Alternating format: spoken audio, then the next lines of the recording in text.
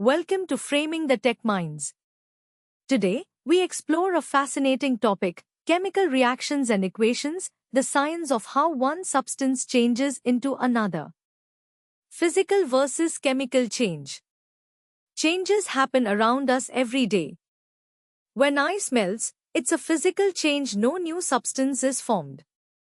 But when paper burns, ash and smoke are produced, that's a chemical change, because a new substance is created. What is a chemical reaction? A chemical reaction is a process in which two or more substances react to form new substances with different properties.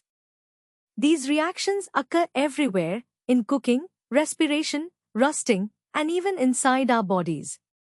What are the signs of chemical reaction? How can we tell that a chemical reaction has taken place?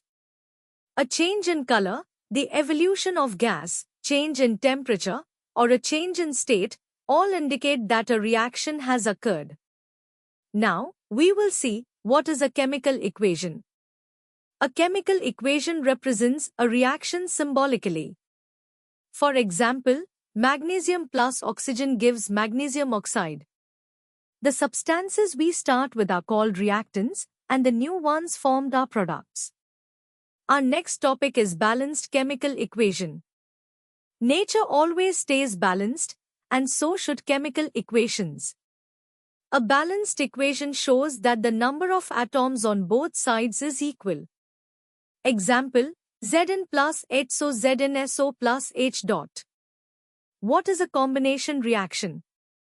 When two or more reactants combine to form a single product, it's called a combination reaction. Example, calcium oxide reacts with water to form calcium hydroxide, a reaction used in whitewashing. Whitewashing example. After whitewashing, the lime reacts slowly with carbon dioxide in the air to form calcium carbonate, giving the walls a smooth, shiny finish, similar to marble. Combustion examples.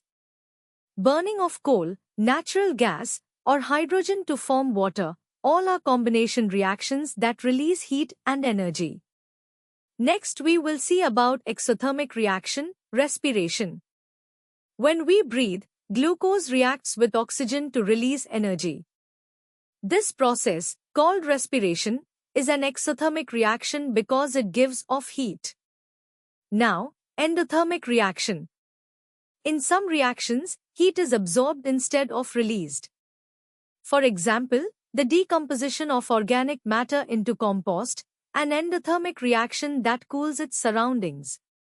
What do you understand with decomposition reaction? When a single compound breaks down into simpler substances, it's called a decomposition reaction. For example, silver chloride decomposes into silver and chlorine gas in sunlight. Displacement reaction. In a displacement reaction, a more reactive element replaces a less reactive one from its compound. For example, when an iron nail is placed in copper sulfate solution, the blue color fades and reddish-brown copper is formed. Double displacement reaction. When two compounds exchange ions and form new products, it's a double displacement reaction. Example, sodium sulfate reacts with barium chloride to form barium sulfate and sodium chloride. Let's see what is a redox reaction. A redox reaction involves both oxidation and reduction. One substance gains oxygen while another loses it. It's a combined process of electron transfer between two species. An oxidation-reduction reaction is any chemical reaction in which the oxidation number of a molecule, atom, or ion changes by gaining or losing an electron. Oxidizing and reducing agents. An oxidizing agent gives oxygen or gains hydrogen, and a reducing agent gives hydrogen or gains oxygen. In simple terms, the oxidizing agent gets reduced, while the reducing agent gets oxidized. Let's see one more important topic named as corrosion. Corrosion is a slow reaction where metals react with air, water, or gases to form unwanted compounds. For example, iron reacts with oxygen and moisture to form reddish-brown rust. Preventing rust. Rusting can be prevented by painting, oiling, or galvanizing metals. These methods form a protective layer and stop the metal from reacting with air and moisture. Now we will see about rancidity.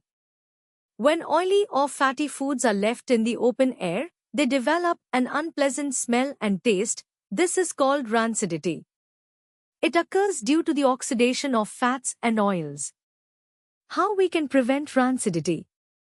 Rancidity can be prevented by adding antioxidants, storing food in airtight containers, or flushing out air with nitrogen. This helps keep the food fresh and safe for longer. From breathing to burning, rusting to cooking, chemical reactions are a part of our everyday life. They remind us that chemistry is the science of change.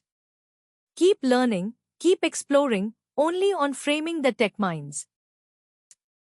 Please like, share, subscribe this channel for more videos.